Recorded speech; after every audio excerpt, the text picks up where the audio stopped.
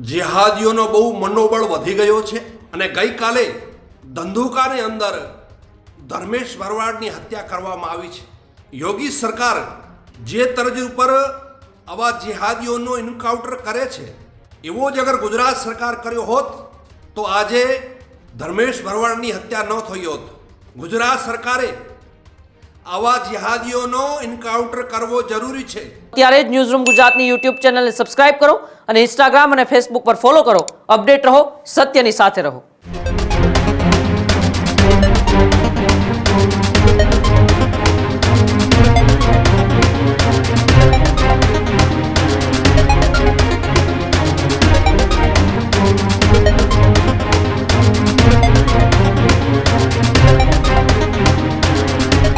અમદાવાદના ધંધુકામાં થયેલ યુવાનની હત્યાને લઈને મહંત યોગી દેવનાથની પ્રતિક્રિયા સામે આવી છે। એકલનાથ ધામના મહંત યોગી દેવનાથનો આક્રોશ જોવા મળી રહ્યો છે। ગુજરાતમાં જેહાદીઓનું મનોબળ ખૂબ વધ્યું છે। જેહાદીઓનું મનોબળ તોડવું એ જરૂરી બન્યું છે। આવી વાત એ મહંત યોગી દેવનાથે કરી છે। જેહાદીઓનું મનોબળ તોડવા એન્કાઉન્ટર જરૂરી છે। એન્કાઉન્ટર નહીં થાય તો હિન્દુઓની રોજ હત્યા થશે। આવી વાત એકલનાથ ધામના મહંત યોગી દેવનાથે કરી છે।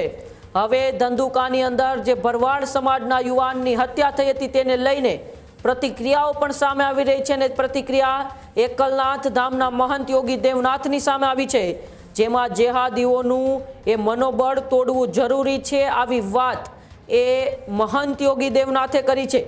ગુજરાતમાં જેહાદીઓનું મનોબળ ખૂબ વધી ગયું છે અને તેમનું આ મનોબળ તોડવા માટે એન્કાઉન્ટર કરવું જરૂરી છે। એન્કાઉન્ટર નહીં થાય તો હિન્દુઓની રોજ ગુજરાતની અંદર હત્યાઓ થશે। આવી વાત કરતા એકલનાથ ધામના મહંત યોગી દેવનાથે શું કહ્યું, આવો આપણે યોગી દેવનાથને સાંભળીએ। ગુજરાતની અંદર જેહાદીઓનો બહુ મનોબળ વધી ગયો છે। થોડા વર્ષ પહેલા કિશન ભરવાડની બર્બરતાથી હત્યા કરવામાં આવી હતી જેહાદીઓ દ્વારા અને ગઈકાલે ધંધુકાની અંદર ધર્મેશ ભરવાડની હત્યા કરવામાં આવી છે। મને લાગે છે યોગી સરકાર જે તરજ ઉપર આવા જેહાદીઓનો એન્કાઉન્ટર કરે છે એવો જ અગર ગુજરાત સરકાર કર્યો હોત તો આજે ધર્મેશ ભરવાડની હત્યા ન થઈ હોત।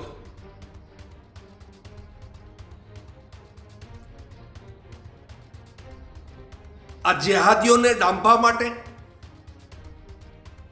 અને જેહાદીઓને મનોબળને તોડવા માટે એન્કાઉન્ટર કરવા જરૂરી છે, નહીં તો પહેલે જેમ કિશન ભરવાડની હત્યા થઈ, ગઈકાલે ધર્મેશ ભરવાડની હત્યા થઈ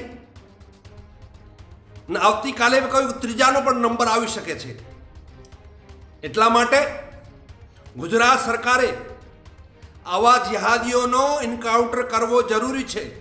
અગર એન્કાઉન્ટર નહીં થાય તો હિન્દુઓની આવી રીતે રોજ રોજ હત્યા થતી રહેશે।